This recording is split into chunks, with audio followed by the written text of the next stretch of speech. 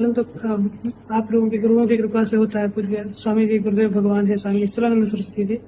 लेकिन भगवान 3-4 महीने में तो ऐसे ही हो जाता है। तो हमने एक बार, जब हमारी नई अवस्था थी 18-20 वर्ष की, तो एक ओंकारानंद सरस्वती नाम के परमहंस महापुरुष थे। तो हमने एकांत में उनसे प्रार्थना की, तो उन्होंने कहा था जैसे दाल में उफान आती है, तो जो संतान उत्पत्ति कारक ब्रह्मचर्य वीर है वो स्वयं से नहीं निकलता, या तो स्त्री सहवास स्वप्न में देखे और फिर निकले तो वो दोष माना जाता है। यदि स्वाभाविक आप जगे और आपको ऐसा दिखाई दिया तो वो दोष नहीं माना जाता, वो आपका ब्रह्मचर्य पुष्ट ही माना जाएगा। तो अगर हमारा चिंतन गलत हो गया और फिर वीर्यपात हुआ तो वो दोष माना जाता है। उस दोष के प्रायश्चित के लिए गंगा आदि पवित्र नदियों में खड़े होकर के स्नान करके उसी में खड़े होकर थोड़ा जप करे तो उससे उसकी दोष निवृत्ति हो जाती है। और खान पान का संयम रखे और थोड़ा व्यायाम भी करे। व्यायाम करते हो सुबह? शीर्षासन में उड्डयन बंद लगा के अश्विनी क्रिया ये सब। हाँ, बिल्कुल बिल्कुल करते रहो, बहुत अच्छे हो, बहुत अच्छे हो। और माताओं बहनों से बचते रहना, क्योंकि अभी तो बहुत नई अवस्था है।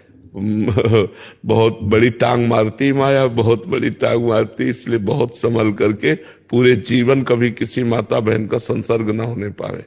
बस ये हमारी बात गांठ बांध लेना।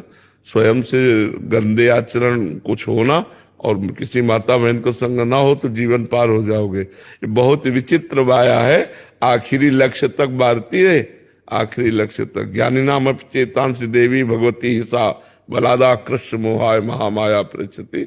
बहुत अच्छे हो, धैर्य पूर्वक चलते रहो, उदास रहो, उदासीन रहो, जगत से संबंध मत रखो, गुरुजनों के चरणों का आश्रय का सेवा परिचर्या और बस मंत्र का चिंतन, शांत एकांत बिल्कुल मार दो। जीवित मर जाए उलट आप में समाये यह दिलगिरी है।